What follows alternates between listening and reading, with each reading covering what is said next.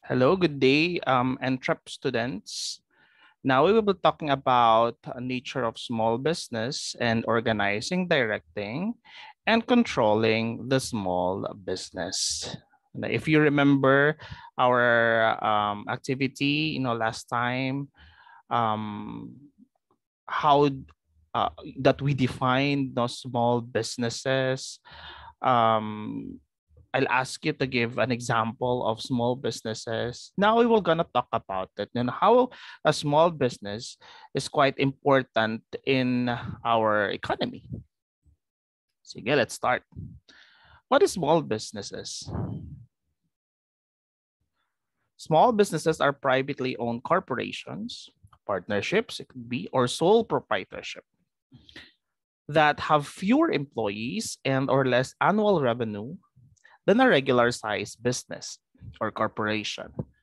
Businesses are defined as small in terms of being able to apply for government support and qualify for preferential tax policy varies depending on the country and the industry. So how is it important in economy? The importance of business first is it provides technological innovation. That's one of the first important of small businesses in our economy, that provides technological innovation. How is it?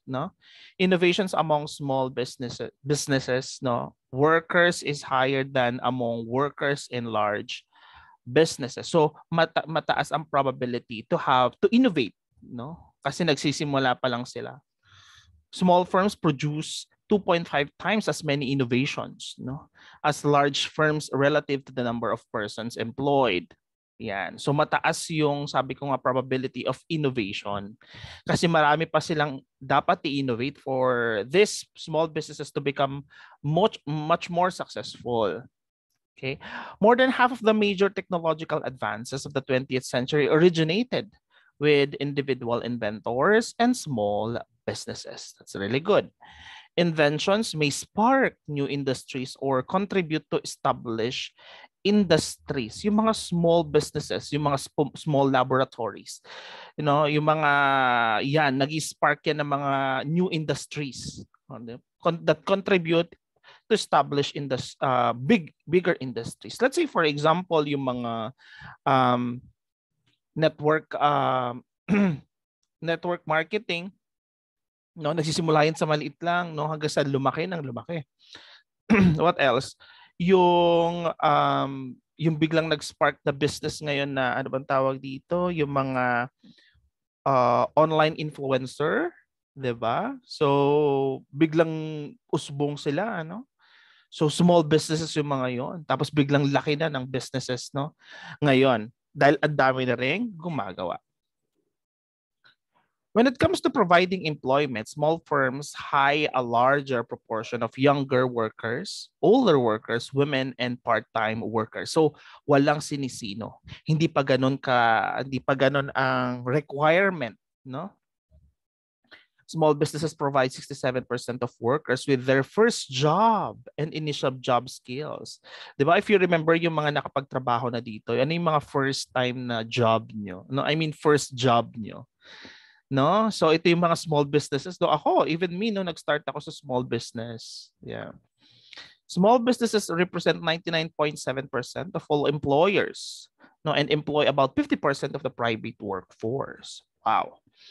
Small businesses provide 2/3 of the net new jobs added to the economy. Okay. When it comes to providing competition, small firms can compete with large firms, forcing the larger firms to become more efficient and responsive to customer needs. Ayan. So meaning to say, itong mga small businesses na ito, nagiging threat po ito sa mga malalaking businesses. Okay? So kayo pag-isipan, ano kaya itong mga small businesses na ito nagiging threat, sa isang malaking firm, isang malaking industry. Let's say, for example, yung mga itong mga itong mga online YouTubers, yung mga ganun, 'di ba nagiging threat sila, no? Saan? Sa celebrity industry or entertainment industry. Bakit? Kinakain na nitong mga small businesses, yung mga no, yung mga malalaking kita ng mga firms, no? Instead na manonood sila sa TV, manonood na lang sila sa YouTube, no? So, ganun, no? Yung mga tao, yung mga kanilang mga clients or customers. Filing needs of society and other businesses. Okay, small firms can meet the special needs of smaller groups of customers. Okay, naibibigay nila yung special needs, no? Kasi alam na alam nila kung sino yung client nila. Small firms can act as specialized suppliers of goods and services to a larger businesses. Ayan. So yung mga nagsusupply, di ba small businesses lang naman yon, di ba? Nagsusupply ng mga products sa mga malalaking negosyo.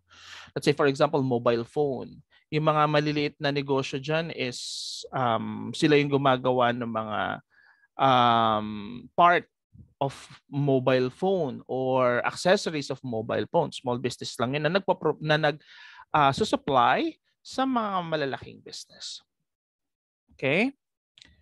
Okay, so we have this kind of businesses according to size. We have two different types of businesses, which is the public enterprises and the private enterprises. Okay, and then do sa private enterprises, we have micro business, cottage business, small business, medium business, large business. The most significant difference between the private and the public sectors is the ownership of the organization within them. Sa public businesses or enterprises, organizations are owned, controlled by the government kasi public nga siya. Meanwhile, organizations within the private sector are owned and managed by individuals or private companies. Yan po. First is the micro business. Pag sinabi nating micro business or micro enterprise, it is also known as micro enterprise. It is refers to a small business that employs few people. Okay? Konti lang yung tao niya. Maliit na business, konti lang yung employers. Micro enterprise usually operates with fewer than 10 people and started with a small amount of capital advance from a bank, possibly, or other organization. Pag sinabi naman natin cottage business, it is a small-scale, decentralized manufacturing business.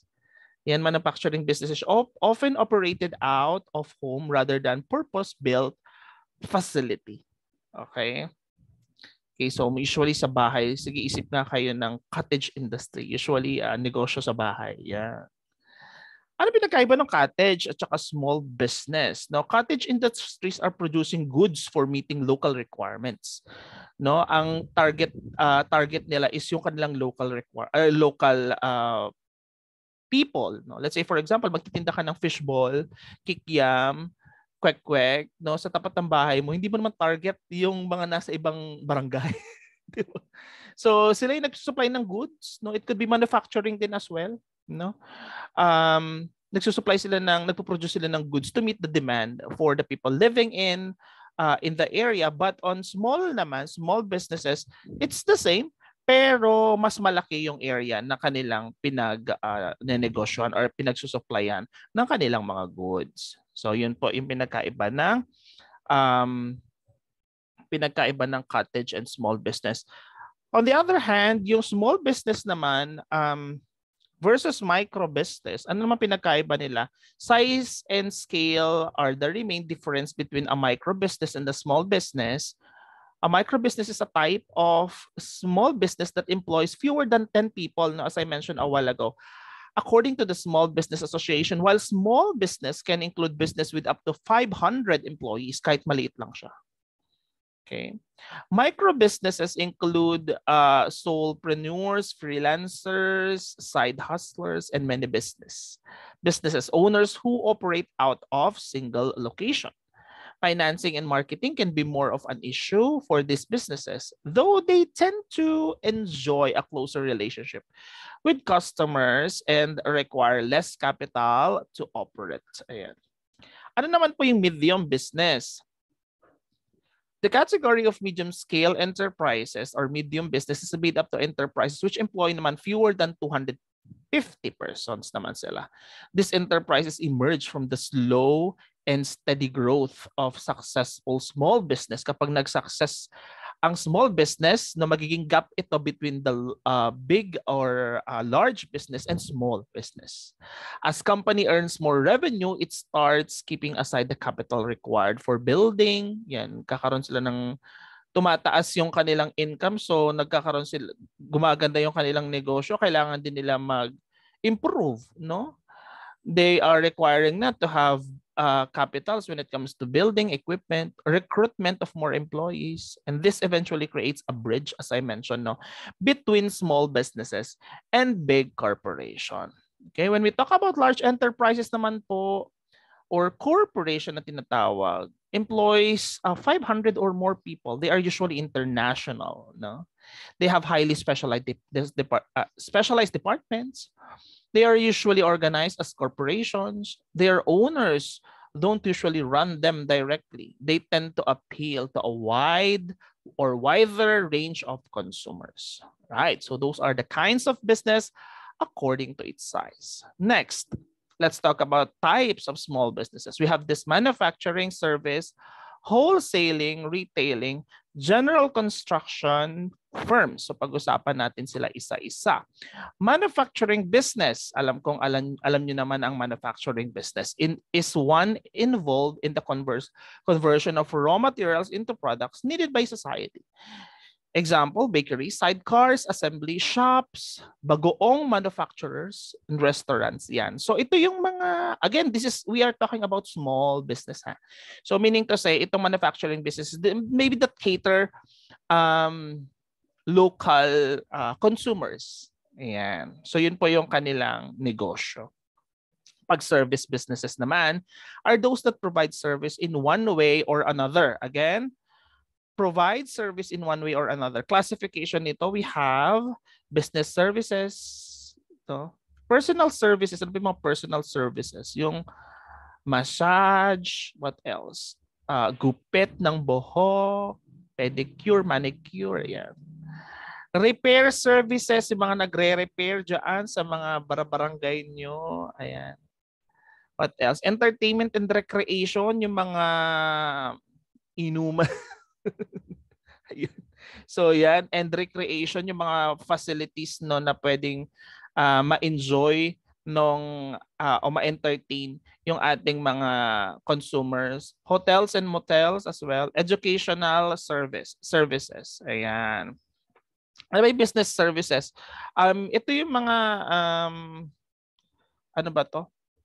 Nagpo-provide ng business. You can also say network marketing also. No, business service. They provide business. Or gusto nila bilhin mo or mag-franchise ka ng katulad nilang negosyo. That's, business services. Okay, education services, yung mga small scale na mga private na para sa mga ano ba to? Nursery, yan. Or kindergarten school, di ba meron dyan sa mga lugar nyo, mga private yan. So, education services. Wholesaling.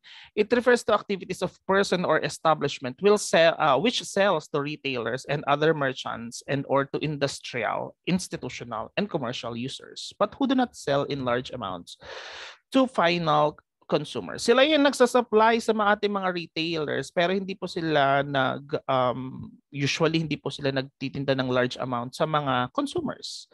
No, nagtitinda po sila, nag-deliver po sila, nagtitinda ng mga products, goods no sa ating mga retailer. Okay, we have also retailing. It covers all activities naman. Kung sa wholesaling, hindi po sila nagtitinda in the final na consumers no do sa gagamit ng kanilang produkto, whereas tinitinda nila ito sa retailers. Sa retailing naman procedure, it covers all activities naman involved in the selling of goods or services to the final consumer naman. So nag-order sila sa suppliers, sa wholesale, sila naman yung magbebenta sa final consumers. Yan. Pag sinabi natin general construction firms, ano na ba ibig sabihin nito? These are engaged in the construction of buildings, yan, whether for private individuals or firm for the government. Yan, that's general construction firms. So let's talk about characteristic naman of small businesses. We have the independent management, small capital requirement, and mostly local operation. Independent yung management, may isang management. No? Pwedeng family, pwedeng isa lang, no? Pwedeng mag-asawa, pwedeng magkapatid, yung independent management. No? Small capital ang requirement, hindi kailangan ng malaki. No? Anytime pwede mong gawin basta meron kang small amount. No? Mostly local operation siya. Yan. So yung kwek-kwek na paninda mo sa inyo, sa barangay mo, mostly local operation. Mostly yung mga kapitbahay mo, yung iyong mga local markets. Yan. Okay. So nature of small business, pag-usapan natin, no, shoestring budget. Okay, ano ibig sabihin nun? A sole proprietor or a small group of people operate small businesses. These businesses often run on shoestring budget, meaning that small business function on a very tight budget. Okay, very tight lang yung budget. No, hindi ganun kalaki. No. Okay, so next is labor intensive. Small business are mostly labor intensive. Ano ibig sabihin nun? Pag sinabi nating labor intensive, matrabaho. Yan. Kikilos ka talaga. Okay. 'Di ba? Yung pagtitinda mo ng isaw-isaw, 'di ba matrabaho, madaling araw gigising ka. What else? Ipapakulo mo pa, tapos tutuhugin mo pa, tapos 'di ba physically draining siya, no? So compare sa ibang mga mas malaking kumpanya, no, ang ginagamit talaga is yung ideas, yung utak. Okay, dito this is lack of machineries. Makes the employees manage their own or their operations manually. Okay? Next, community-based. Small businesses are started with the motive of satisfying the needs and demands of a local area. Ito yung paulit-ulit yung sinasabi kanina, or community. These businesses demographically target few areas of concentration and are hence community-based. Next is indigenous technology. Due to small businesses being community-focused and labor-oriented, they often thrive upon native methods of operation. Sa India, there are many businesses in the rural section or sector that still use outdated technology na. No, this might give uniqueness to the products, but hinders the development of the business. So kaso nga lang minsan hindi na tinatangkilik, no? Kasi nga may mas makabago na, no? Alam niyo yung sa mga bayan-bayan, 'di ba, meron pa din kahit papaano may makikita ka pa din. Alam mo yung nagsushoe shine? No? So mano-mano pa nila yung ginagawa, whereas nowadays wala na yatang nagpapaganon, no, yung nagpapa-shoe shine. I remember I was very young then, no, first time ko na magpaganon, nung bata pa ako, siguro high school, no, first time ko magpa-shoe shine. No? Kikintab naman talaga yung sapatos, no. It's, unique, no, sa pananaw ng iba, but it's sobrang matrabaho. Nowadays, bibili ka na lang shoes no? Instead na 'di ba ikaw na mismo magsha-shine ng shoes mo, lalo na pag black shoes. Ikaw mismo magsha-shine ng shoes mo kasi applicable na naman. Meron nga yung binabrush mo lang siyang gano'n na nasa-shine na siya, 'di ba? Yung mga gano'n, pinapahid mo lang okay na, no? Yan. So those are the indigenous technology. Okay, economic importance of small business provides economic opportunities for entrepreneur. Okay, it provides a product and services for entrepreneurs. Okay, suppliers of products and services to the business, distributors of products and services of other businesses. Ayun, yung mga bigas, no, nagdi-distribute sila. Supporters of government, of course, providers of employment. Right? So let's talk about organizing, directing, and controlling the small business. Organizing, pag sinabi natin organizing, it is the means by which management blends human and non-human resources through the design of a formal structure of tasks and authority para magkaroon po ito ng magandang harmony. Yung isang kumpanya, maliit man to malaki, dapat may organized po siya. Sino yung sa department na ito, sino yung sa department na ganyan. Pag small time business naman, sino yung mamamalengke, sino mga ganyan. So yun po, sino makikipag-usap sa suppliers, that's organizing. Hindi lang po human but even non-human, no? Pati yung mga paninda mo i-organize mo. Ano yung ano dapat sa maliit na restaurant, no? Ano yung dapat na binibenta mo sa umaga na hindi mo na binibenta sa gabi? Parang ganun, no? So that's organizing. When we talk about organizational structure naman, it is a system naman that outlines how certain activities are directed in order to achieve the goals of an organization. These activities can include rules, roles, and responsibilities. Ito pinag-uusapan naman natin dito, human resources, manpower naman po siya. Yung structure ng organization. Sino yung pinaka-head? Sino yung pinaka-head ng department na ito? Sino yung mga managers, supervisors, and yung mga downlines nila, and so on. Those are the topic with regards to organizational structure. Okay? We have types of organizational structure. We have functional structure. Pag sinabi nating functional structure, this is also referred to as a bureaucratic organizational structure and breaks up a company based on the specialization of its workforce. Most small to medium-sized businesses implement a functional structure dividing the firm. Ito po yung pinaka-idea niyan. It divides the firm into departments consisting of marketing, sales, operation. It's the act of using bureaucratic organizational structure. Ayan. So dinidivide natin yung ating mga trabaho into different functions. So that's functional structure para hindi sabog-sabog yung gawain, no? Lalo na kung medium size na ang inyong business, small into medium size na ang inyong business, kaya kailangan may designation ng mga trabaho. Okay? Next is the divisional or multi-divisional structure. A company that uses this method structures its leadership team, okay, based on the products, projects, or subsidiaries they operate. Ito naman, hindi po siya onto functions, but more on divisional po siya. Let's say, for example, yung company mo, gumawa pa ng isang maliit na kumpanya. So para siyang na-divide, no? Iba naman yung mga taong magiging leader doon, iba naman yung mga taong mag-handle noon, and so on and so forth. So yun po siya, naging multi-divisional structure, naging divisional po siya. Okay? Next, Flutter-key. So pag sinabi natin Flutter-key, it is a newer structure. It is the third type and is used among many startups, yung mga nagsisimula pa lang. As the name alludes, it flattens the hierarchy and chain of command and gives its employees a lot of autonomy. So halos lahat nung may-ari, let's say for example, pamilya, no, lahat po sila ay may kakayahang maging command officer. You know?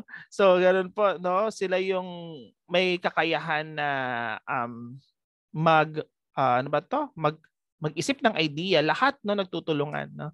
Companies that use this type of structure have a high speed of implementation. Ayan, Flutter-key nga. So, yung mga employees natin, yung may kakayahan, no, employees natin may kakayahan po sila how to manage really. Yan. Parang sila yung officers na, sila yung leaders na. No? Matrix structure naman, it is also the most confusing and the least used, hindi masyadong nagagamit. Ano? These structures matrices employees across different superiors, division or department. So parang pinaghalo-halo siya. An employee working for a matrix company, for example, may have duties in both sales and customer service. Yan, no? Para makatipid din, no? So ikaw na yung customer service, ikaw pa yung sa sales. Kasi nga naman, kahit paano, magkadugtong naman yan. No? Pag binenta mo yung isang bagay, pag may nagreklamo, customer service, sa'yo pa rin yung bagsak. So, yan. Sales, pwede rin yung sales ka na, sa marketing ka pa. Ayan. So, yun po. No? That's matrix structures. Okay, so the owner's concern in the organizational structure is a specialization. Siyempre, no? It is ito sa mga concern ng organizational structure is yung specialization. Hindi ka po pwedeng ilagay sa isang department, sa isang division kung wala kang idea doon. No? Hindi basta nagpo-point na lang tayo ng person for that kasi baka malugi po yung inyong kumpanya because of that one single department, no, na hindi nag-work together, no, yung mga tao doon. So dapat may specialization. Kung sa HR department, dapat yung mga tao doon is may background in psychology, dapat marunong sila sa end to end na, end to end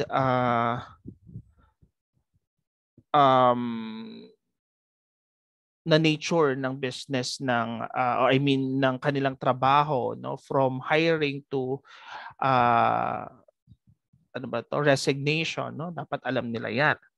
Departmentalization, okay, so kung sino naman yung mga kung paano naman nila i-departmentalize yung kanilang negosyo, that also a concern of the owners, no? Ano-ano yung mga department na kailangang buuin? Kailangan ba talaga yan? O baka pwedeng pagsamahin na lang yung sales and marketing, sales and customer service, di ba? Baka pwede naman kasi kapag dinivide mo pa, mahal pa yung gastusin, no? Mapasahod, and so on.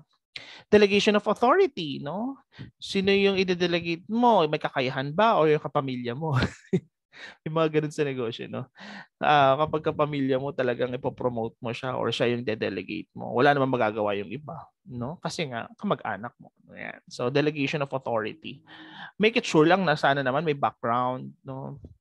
Span of management, ayan, gaano katagal na ito, yung management na ito, no? That's also a concern in organizational structure. If you are talking about person here, gaano na siya katagal sa negosyo, no? So yan. Hierarchy of objectives. Ano ba yung mga objectives ng negosyo? That's also a concern. Nung owners, ano ba yung pinakamataas na mula sa pinakamataas hanggang sa pinakamababa na objectives kailangan na iintindihan ng ating mga nagtatrabaho, yung ating mga workers. And the degree of centralization. Kung ano ba talaga yung isi-centralize, kung ano yung pangunahin na kailangan bigyan ng pansin, kung ano yung produkto na bread and butter, no. May mga ganun eh. Nagsimula ang isang kumpanya sa isang produkto na nag-boom. No, tapos yun ay naging major company nila, no. Tapos nag-additional lang sila ng nagkaroon na lang ng additional yung kanilang companies because of that major product, no. Whereas yung ibang products naging sister company na sila kasi lumaki din. So that's for degree of centralization and hierarchy of objectives naman as well. So that's it. Thank you so much for listening. I hope you learned something. I'll be sending this PowerPoint to you guys and good luck. Thank you. If you have questions, clarifications, violent reactions, you can just message me, PM or kahit doon sa ating platform, no? Send lang po kayo ng message doon if you have inquiries. Thank you and God bless to all of you. Bye for now.